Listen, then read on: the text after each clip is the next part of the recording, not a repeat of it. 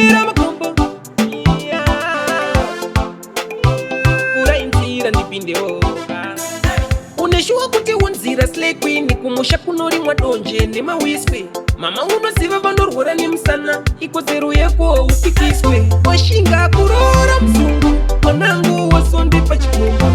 kuenda diaspora wodzoka warora munhu asingakwanisi kumenya nzira washinga kurora muzungu mwanangu wasonde pachikomba kuenda diaspora wodzoka warora munhu asingakwanisi kumenya nzira akwanisa kana kubata gejwa azive musiyano webadza nembezo kubata mugoti seyakabata penzo kutaura chokwadi watiigira miyedzo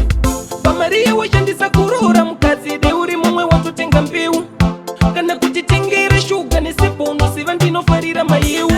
washinga kurora muzungu mwanangu wasonde pachikomba kuenda diaspora wodzoka warora munhu asingakwanisi kumenya nzira washinga kurora muzungu mwanangu wasonde pachikomba